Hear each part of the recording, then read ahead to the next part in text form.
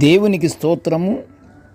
అనుదిన దేవుని వాక్య ధ్యానమునకై ఈరోజు 2025 సంవత్సరము ఫిబ్రవరి నెల 23వ తారీఖు. ఈరోజు ధ్యాన వాక్యము అపొస్తలుడైన పౌలు గారు ఎఫెసీయుల సంఘానికి వ్రాసిన పత్రికలోని 6వ అధ్యాయము 12వ వచనాన్ని ధ్యానించుకుందాము. ప్రియ దేవుని బిడ్డలారా,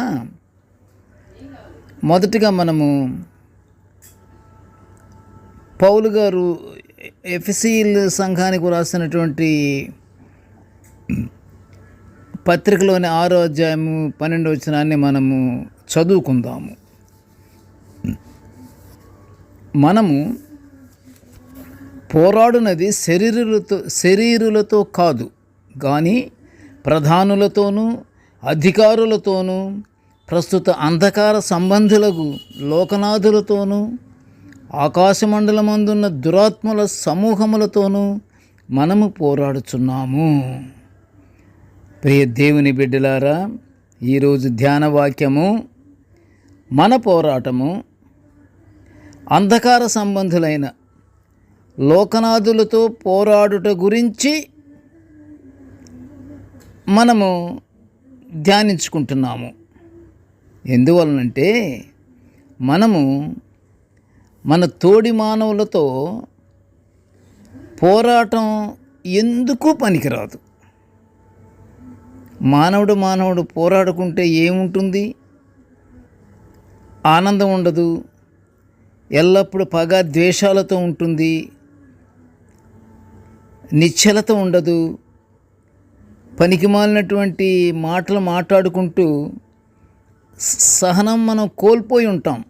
అది దేవునికి వ్యతిరేకము. అది దేవునికి ఇష్టం లేని పని, సహనం అనేది లేకుండా ఉండటం. పైగా అది దేవునికి అసలు వ్యతిరేక విషయం. అది దేవుడు కోరుకునేది మానవులు ఒకరికొకరు అన్యోన్య సహవాసం కలిగి ఉండాలనేది ఆయన కోరిక. ప్రియ దేవుని బిడ్డలారా, మనుషులు ఎల్లప్పుడూ ఆనందంగా జీవించాలని పౌలు గారు ఫిలిప్పీలకు రాసిన పత్రికలోని 4వ అధ్యాయము 4వ వచనములో మనం చూస్తున్నాము. ఆనందించుడి,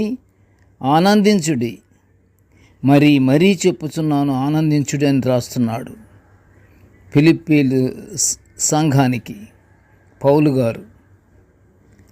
అయితే మనం నిత్యము అంధకార సంబంధులైన లోకనాథులతోనూ ఆకాశమండలమందలి దురాత్మల సమూహములతోనూ మనము పోరాడాలి. మనం మనుషులం ఒకరికొకరం కాదు, మన ప్రేమ కలిగి ఉండాలి. ఎందుకంటే ఈ దురాత్మలు మానవులలోని ప్రేమకు బదులుగా ఆత్మానుసారానికి వ్యతిరేకమైన గలతీలకు రాసిన పత్రిక తీయండి ఒకసారి. గలతీలకు రాసిన పత్రిక ఎవరు రాశారు? అపొస్తలుడైన పౌలు గారు. 5వ అధ్యాయము 19వ వచనములో చెప్పబడిన శరీర కార్యాలు జరిగించుటకు ఆకర్షణ చూపెడుతుంటాయి. ఈ దురాత్మలు కానీ ఇవన్నీ దేవునికి వ్యతిరేకమైనటువంటి కార్యక్రమాలు చెయ్యమని మానవులకి ఆకర్షణ చూపెడుతుంటారు ఈ దురాత్మలు. అందువలన దురాత్మలు మన చెంతకు రాకుండా ఉండాలంటే మనం ఆత్మానుసారముగా దేవుని యందు భయభక్తులు కలిగి ప్రేమ కలిగిన వారమై మనలో ఒకరికొకడు లోబడు గుణముతో, క్షమాగుణముతో, ప్రేమాగుణముతో, దాసులముగా ఆనంద జీవితాలతో ఉండి, ప్రియ దేవుని బిడ్డలారా, వింటున్నారా? అర్థమవుతుంది కదా మీకు? లోబడు గుణముతో ఉండాలంటాడు, దాసులముగా ఉండాలి. ప్రభువారే, క్రీస్తు ప్రభువారు శిష్యుల పాదాలు కడిగాడు. అబ్బా, ఎంత దీనత్వము, ఎంత అది ఆనందకరమైనటువంటి మాట. దేవుడు సృష్టికర్త ఆయన దాసుల గుణాన్ని పెట్టుకొని శిష్యుల పాదాలు కడిగినట్లుగా మనము చూస్తున్నాము.